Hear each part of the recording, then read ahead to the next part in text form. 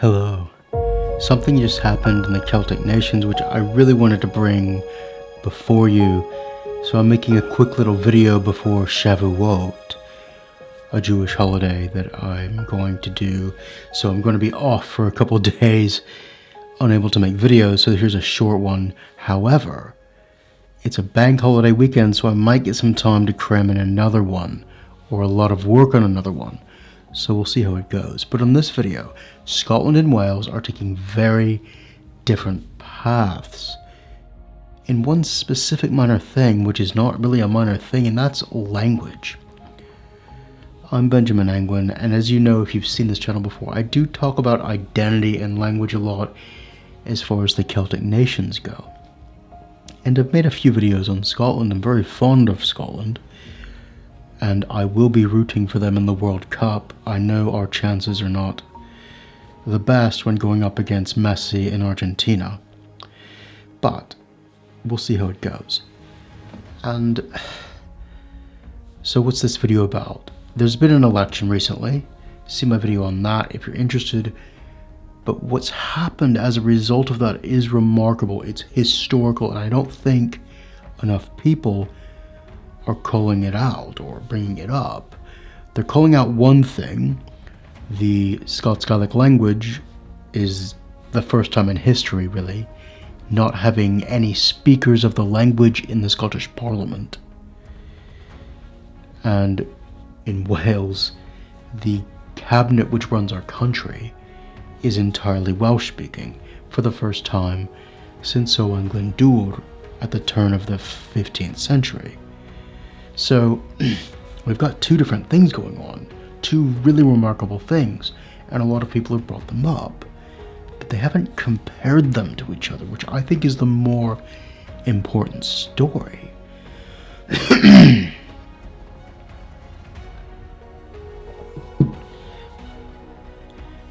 Because the struggle of our age is not,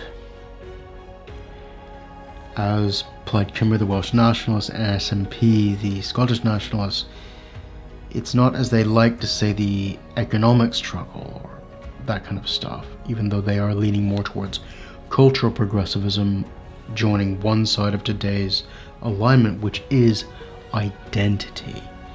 It's identity, it's nation, it's family, it's faith, it's everything the 20th century was trying to tear down. You see it across the West. People are revolting to try and claim that back. And it's even beginning to infiltrate the left, whether they realize it or not. And you're seeing that, especially in Welsh nationalism. But in Scottish nationalism, it's different. And I've just noticed this, and it's to do with the language. So going back to the foundations of the Kingdom of Scotland, Alba, in the 9th century, I know there's different dates and opinions, don't chastise me for that if you have a different opinion. But all through the independent Kingdom of Scotland period, you had Scots Gaelic speakers in their parliament. And with the re-establishment of a Scottish parliament over the last 25 years, or just over that now, there's always been a Scots Gaelic speaker in the Scottish Parliament. In Wales, it's been very different. We've always had Welsh speakers, yes, but we've had meetings kind of bilingual or English focused. And this represents quite a different thing. The English language, and I've mentioned this before, is through Scots, the Anglic culture rather than English is native to Scotland. It's how it formed, and it's questionable if Scotland is a Celtic country. It's definitely full of more nuance and influences from the Celtic end than England is. Absolutely. It's got a substrate of Celtic, but France has a substrate of Celtic, and Spain has a substrate of Arabic. That doesn't make Spain Arabic and France Celtic. Okay, you've got Brittany, that's different. But what I'm getting at is Celtic has certainly influenced Scotland, but that doesn't make it a Celtic country. Its institutions, its dominant language, its identity, in many ways, is Germanic in ethos. It's got this nationalism that's very Scandinavian leaning, which I like in some ways. It's got a lot of the liberal tradition, and not liberal in terms of like socially progressive, all that, but in terms of the self-sustaining individual free of control, right? The Scots are very independently minded, and that's probably where I get a lot of my attitude. But Wales is quite different in this regard. The English language has always been a foreign imposition. It's not like Scotland where you get different substrates of Celtic place names, Brythonic or Native British, Pictish, Scots Gaelic. You have an even, okay, more dense in the northwest of Wales, but an even.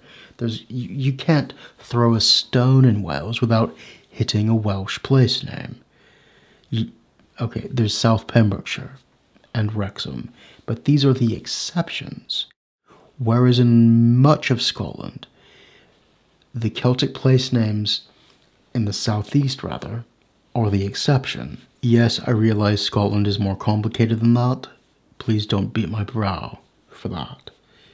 What I'm saying is it's a tragedy that Scotland does not have any Scots Gaelic speakers, or any speakers of any Celtic language in its ruling body for the first time in its history.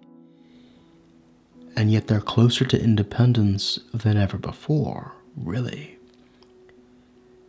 And yet Wales is having cabinet meetings entirely in Welsh, which is driving the anti-Welsh language nutters on social media mad. I mean, these people are incensed. That's the right word for it. Incensed. That how dare the Welsh, in their own country, have an entire government cabinet that speaks their native language so they are able to conduct their business, to run their government in their own language. I mean, these people are... But it strikes something a bit deeper, is what I'm getting at. The Scots, whether they realize it or not, are tapping into the identitarian, nationalist, not internationalist spirit of our age. Because if you look at the poetry written in Scotland after the wars of Robert the Bruce, like Braveheart, that era, just after that, it's Scots. This is an Anglic culture. It's Germanic in root. It's got a lot of Flemish influence. It's a sister language to English. It's got a lot of Norse influence, yes.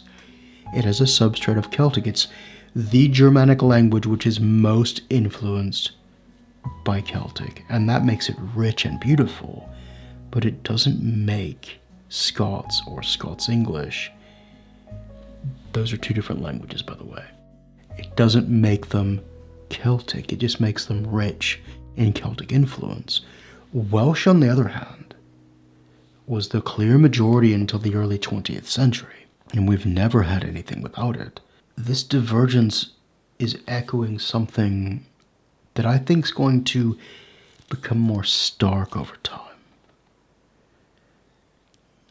And Plaid Cymru may not realize it, but they've just accidentally done something that is incredibly conservative and right-wing. They've tapped into the idea of the ethnos, the folk people, the identity that, come on, how can I say that I'm truly Welsh as someone who's born here, who's been here for centuries and speaks Welsh all that time?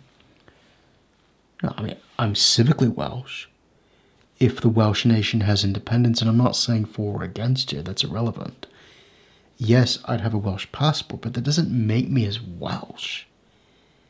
As someone who's been in this soil non-stop for 1,000 years. That would be ridiculous. Moving to Djibouti doesn't make me, I don't know what they're even called. Djiboutian? Moving to Samoa doesn't make me Samoan. I mean, that would be ridiculous. And that's a bit of the trouble that this is bringing out, because the nationalism of these two groups, the SNP and Plaid Cymru, they're trying to skew nationalism as being internationalist and inclusive. But the very concept of nation states is the core of right-wing and conservative thought.